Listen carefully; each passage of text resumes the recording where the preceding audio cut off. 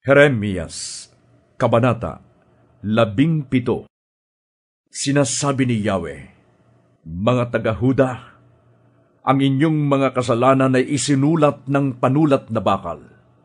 Iniukit sa pamamagitan ng matulis na diamante sa inyong mga puso at sa mga sulok ng inyong mga altar. Naalala ng inyong mga anak ang mga altar at haliging ginawa ninyo para sa diyosang si Asyera. Ang mga ito'y nakatayo sa tabi ng malalagong puno sa ibabaw ng mga sagradong burol at sa mga bundok na nasa maluwang na lupain.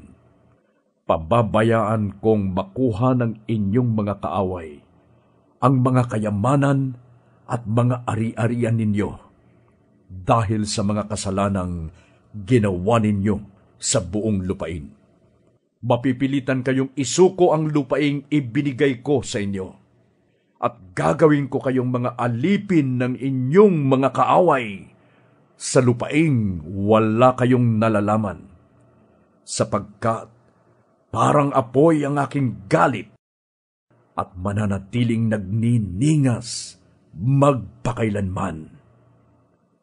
Sinasabi ni Yahweh, susumpain ko ang sinumang tumatalikod sa akin at nagtitiwala sa kanyang kapwa-tao, sa lakas ng mga taong may hangganan ng buhay.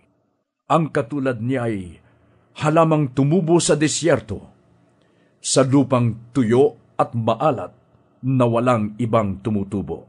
Walang mabuting mangyayari sa kanya. Mapalad ang mga taong nagtitiwala kay Yahweh, pagpapalain ang umaasa sa kanya. Katulad niya ay isang punong kahoy na nakatanim sa tabi ng batisan. Ang mga ugat ay patungo sa tubig. Hindi ito manganganib kahit dumating ang tag-init, sapagkat mananatiling luntian ang mga dahon nito.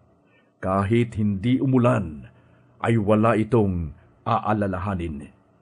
Patuloy pa rin itong mamumunga. Sino ang makakaunawa sa puso ng tao? Ito'y mandaraya at walang katulad. Wala nang lunas ang kanyang kabulukan. Akong si Yahweh ang sumisiyasat sa isip at sumasaliksik sa puso ng mga tao. Ginagantimpalaan ko ang bawat isa ayon sa kanyang pamumuhay at ginagantimpalaan ayon sa kanyang ginagawa. Ang taong nagkakamal ng salapi sa pandaraya ay parang ibong pumipisa sa hindi niya itlog. Mawawala ang mga kayamanang iyon sa panahon ng kanyang kalakasan, at sa bandang huli, siya'y mapapatunayang isang hangal. Ang ating templo ay katulad ng isang maharlikang trono, nakatayo sa isang mataas na bundok, buhat pa noong una. Ikaw, Yahweh, ang pag-asa ng Israel. Mapapahiya ang lahat ng magtatakwil sa iyo. Maglalaho silang gaya ng pangalang isinulat sa alabok, sapagkat itinakwil kanila, Yahweh, ang bukal ng tubig na nagbibigay buhay. Yahweh, pagalingin mo ako, at ako'y lubusang gagaling. Sagipin mo ako, at ako'y ganap na maliligtas. Ikaw ang tangi kong pupurihin. Sinasabi sa akin ng mga tao, nasaan ang mga banta ni Yahweh laban sa amin? Bakit hindi niya ito gawin ngayon? Hindi ko hiniling na parusahan mo sila, o ninais na sila'y mapahamak. Yahweh, nalalaman mo ang lahat ng ito.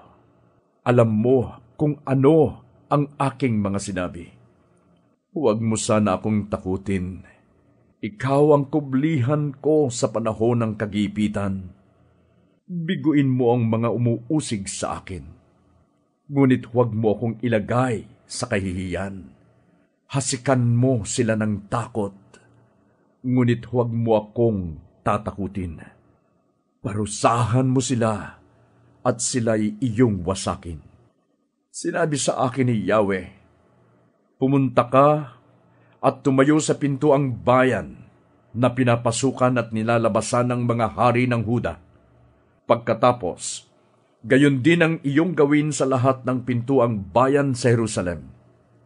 Sabihin mo sa mga hari, sa lahat ng taga-Huda, sa sinumang nakatira sa Jerusalem, at sa pumapasok sa mga pintuang bayang ito, na pakinggan ang sasabihin ko.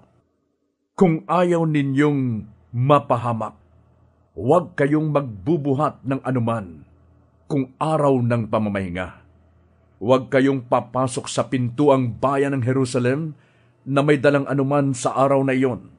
Huwag din kayong magbubuhat ng anuman mula sa inyong bahay at huwag kayong gagawa ng anumang trabaho sa araw ng pamamahinga.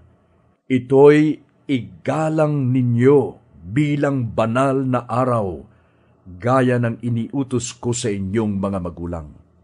Ngunit hindi sila nakinig sa akin o kaya'y sumunod. Sa halip, nagmatigas pa sila. Ayaw nila akong sundin o paturo sa akin.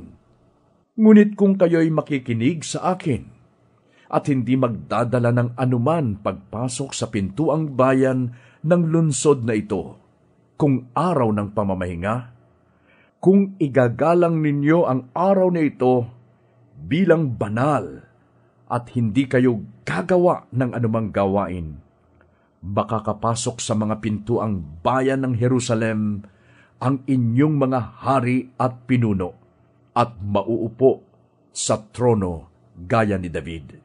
Kasama ng mga taga-Huda at taga-Jerusalem, sasakay sila sa mga karwahe at mga kabayo at laging mapupuno ng mga tao ang lungsod ng Jerusalem. Darating ang mga tao mula sa bawat bayan sa Huda at sa mga nayon sa paligid ng Jerusalem. May darating mula sa lupain ng Benjamin, mula sa paanan ng mga bundok, mula sa kaburulan, at mula sa timog ng Huda. Magdadala sila sa aking templo ng mga haing susunugin at mga handog na pagkaing butil at inumin. Kamanyang, gayon din ng mga handog bilang pasasalamat. Ngunit, kailangang sumunod sila sa akin. Dapat nilang igalang ang araw ng pamamahinga at huwag magbubuhat ng anuman sa araw na iyon pagpasok nila sa Jerusalem. Kung hindi, susunugin ko ang mga pintuang bayan ng Jerusalem. Matutupok ang mga palasyo sa Jerusalem at walang sinumang makakapatay sa sunog na ito.